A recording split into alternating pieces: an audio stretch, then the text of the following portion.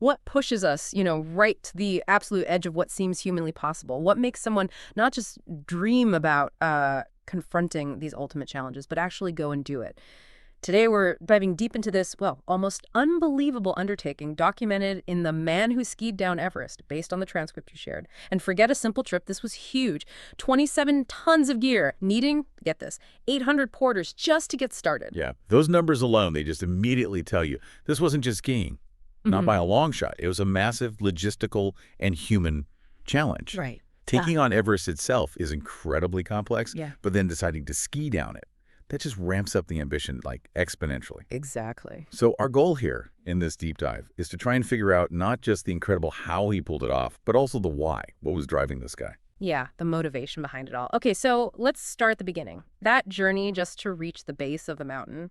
The transcript talks about a 185-mile trek from Kathmandu. That's like walking from Philadelphia to New York City, but, through mountains. Precisely. 22 days doing that. It just highlights the massive physical commitment right from the very start. And you really can't talk about this initial part without talking about the Sherpa people. Their role was absolutely vital. Oh, absolutely. Their knowledge, their strength, indispensable. Yeah, incredible ability. Carry these heavy loads, what was it, 30 kilos? About 66 pounds, yeah. For what the transcript says was basically $1 a day. It really puts things in perspective, doesn't it? Thinking about different economies, the value of labor. It really does. Makes you wonder. Would people in the West do that kind of work for that pay? Probably not. Probably not. And while the Sherpas were dealing with that immense physical side, the skier himself, he was on his own journey during the trek, too. He's thinking about his son, and there's this very human moment, realizing he's 37 and feeling, deeply tired. That's relatable, even in that extreme context. Feeling tired at 37. Right.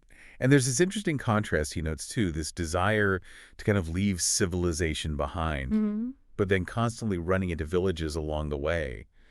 It's a reminder that these remote places aren't empty. People live there. Yeah, communities have been there forever. But for him, clearly, there was this pull towards something else, something beyond the everyday. He even mentions Tom Sawyer, right? Connecting skiing to that basic sense of adventure. Exactly. And it's fascinating how he sees skiing. It's not just fun. It's like a doorway to adventure, a way to completely lose himself in it. Like his past stuff, the speed record in Italy, that controversial Fuji attempt. Yeah, the sacred mountain. It seems driven by the same thing, pushing boundaries, finding that feeling of being totally immersed. For some people, these huge physical challenges become almost like philosophical explorations, right? Defining yourself against nature. That's a great way to put it. That urge to become one with the snow, as he put it. So then they reach the foothills, see snow for the first time on this trek. And there's a bit of worry mentioned that maybe the porters hired lower down might turn back. Different comfort levels with the cold and altitude. Totally understandable. But for the skier, it's a different story. He's thinking differently. How so? It's described almost like a ritual preparation for the meeting with the mountain. He's consciously building up resilience, mentally and physically. Right, seeing it as essential training. Yeah. And then there's this lovely image described arriving in a village after 10 days walking, this feeling of deep peace, connection with nature. It's striking how he talks about the modern idea of adventure. He kind of dismisses it as a little cheap. Yeah, he feels connected to something deeper, maybe older, Yeah. like an almost forgotten spirit of exploration. And then juxtaposed with that peaceful feeling, there's this description of the main expedition moving on relentlessly, a cold-hearted procession. That phrase really paints a picture, doesn't it? The sheer scale, the unwavering focus, almost mechanical. And then they get to Namche Bazaar. Big stop, halfway point. Crucial spot. A major Sherpa village, trade routes heading off to Tibet. It just underlines the history of the place and the Sherpa's reputation as, well, the best mountain climbers, period. And that detail about the village being mostly women and children.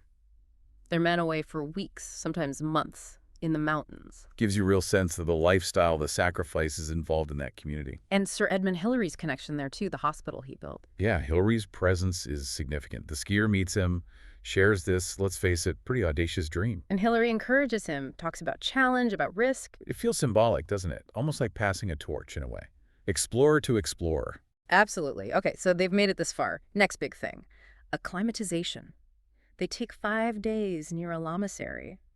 And the transcript mentions this weird shift in how time feels and the incredible silence at night.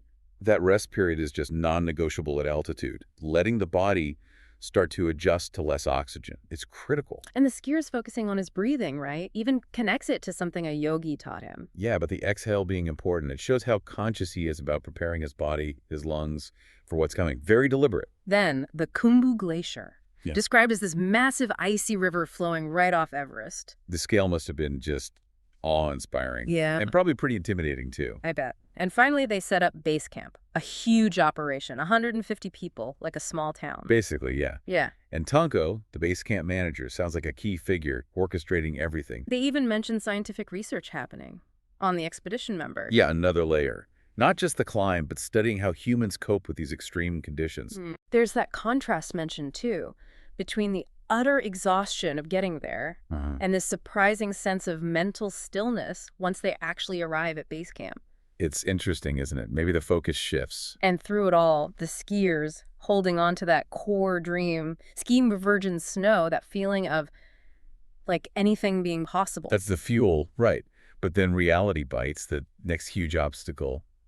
The icefall. The icefall. Yeah, the transcript describes it as incredibly dangerous, always shifting, like a gigantic diamond, but deadly. And tragically, yeah, more people have died there than actually on the summit climbs of Everest itself. Wow. Its danger is its instability.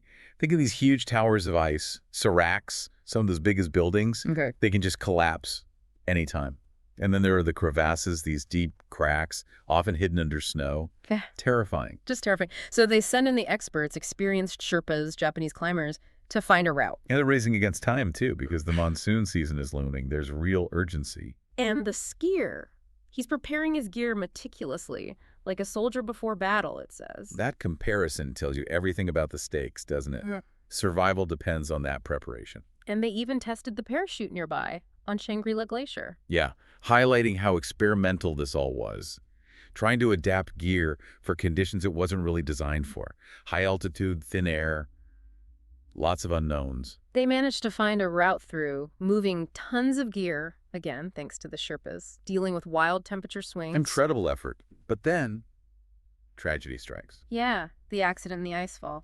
Sudden, brutal. 6 Sherpas lost their lives. It's just awful. The transcript really conveys the shock, the grief that hit the expedition, a terrible reminder of the dangers. Just devastating. And you see how people cope differently. The Sherpas' spiritual beliefs, wanting to honor the dead by continuing.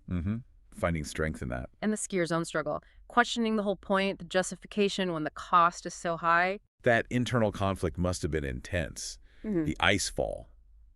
Beautiful and cruel at the same time. A really disturbing paradox. Yeah. It forces you to think about the ethics of it all, doesn't it? Risk versus reward, especially when others are involved. It really does. But somehow they carry on. They reach the Western Crumb, set up Camp 1. Just setting up these camps higher and higher must be an immense task in itself. Huge logistical challenge. Yeah. And as they go higher, the skier talks about this feeling, like he's losing his own identity to the mountain, feeling controlled by the environment. That sense of being overwhelmed by nature's power, it comes up a lot in these stories. It does. Then Camp 2, above 18,000 feet. The Sherpas call it the evil altitude. Evil altitude. Why? Because everything becomes incredibly difficult. Simple tasks take huge effort. The lack of oxygen affects your body, your brain. Yeah. Judgment can be impaired. Right. The air's so thin, much less oxygen per breath, the body struggles to cope. Exactly. And he experiences it directly, loses consciousness during a practice jump. Whoa, that's a serious warning sign. A very stark reminder of the danger. And then the weather starts to turn. Signs of the monsoon getting closer. And he's looking up at this massive 8,000-foot icy wall he plans to ski down. Just imagine. The steepness, the exposure, all those hidden dangers, seracs, crevasses, almost impossible to comprehend. They're even watching videos of parachute tests, trying to guess how it'll work up there. Desperately trying to reduce the unknowns. But there are still so many variables in that thin air. So for the next climb to Camp 4, he decides to use oxygen. Yeah, acknowledging the risk to his mind and body without it at that altitude. The climb itself sounds brutal, vertical, unforgiving. And Camp 4, described as these tiny ledges like little bird nests clinging to the ice. Incredibly precarious. Yeah. Yet strangely, he talks about finding a meditative peace there. Really? Amidst all that danger? Yeah, this weird mix of feeling connected to family, but also somehow detached, almost mystically. It's that contrast, again, extreme environment, deep internal state. Fascinating. And then that Icarus analogy comes up. Flying too close to the sun. A powerful, maybe slightly ominous image, given what's still ahead. Finally, the South Col. Over 26,000 feet. A desolate, famous spot in mountaineering history. Infamous, maybe. A place littered with the remnants of past attempts. High, windswept, bleak. And for the skier, it's the culmination, but also where fear really hits him. Loneliness. The weight of it all. Yeah, the burden of potential failure becomes immense. He even has a fleeting thought that death might be an easier way out than facing that pressure. Wow. That's dark. But he pushes through. He does. Summit day comes. The wind is unpredictable, dangerous. They have to use a contingency plan. And he's completely alone now, just him and his skis. Totally reliant on himself and his equipment. There's that moment where he makes an offering at a rock cairn to the mountain goddess. A personal ritual against this vast backdrop. Yeah. Then the wind drops, just for a bit. The control center gets ready, final checks, transceiver parachute. This is it, the point of no return, skis on the snow. Total commitment. Unknown wind, potential for insane speed. And during the actual ski descent, these thoughts flashing through his mind. The mountain falling away, the silence, life, death. A sense of being pulled somewhere unknown, almost beyond his control. Pure, intense focus. And the parachute opens late, adds another layer of terror, struggling for control on the ice. A desperate fight against gravity and physics at extreme altitude. And then, the fall. The transcript gives the numbers. Skied 6,600 feet in just over 2 minutes, then fell 1,320 feet. Stark numbers. But like you said, do they really capture what happened up there in that environment? It's hard to say. It makes you question how we measure things, doesn't it? It really does. He felt his survival wasn't entirely down to him, like he was following some order from somewhere else. Higher power, almost. Something like that. Yeah. It marked an end, but also, for him, a new beginning. Back to being a pilgrim, finding a new path. So, wrapping up this deep dive, what stays with you? For me, it's that incredible fortitude, mental and physical, and the connection he felt with the mountain, but also, crucially, the role of the Sherpas. You can't forget that. Definitely not. And the risks, the tragedy. It's a stark reminder. But beyond the physical feat, it feels like there was this deeper quest happening. A philosophical journey, almost. Yeah, exploring limits, human capability, maybe even spirituality through extreme challenge. We started by asking what drives people to these extremes. This story shows this complex mix, doesn't it? Ambition, risk, resilience, and maybe something more profound. Yeah, connection to something bigger. Which leaves us with a final thought for you, the listener. What are your own Everests? Maybe not literal mountains, but those big challenges you face.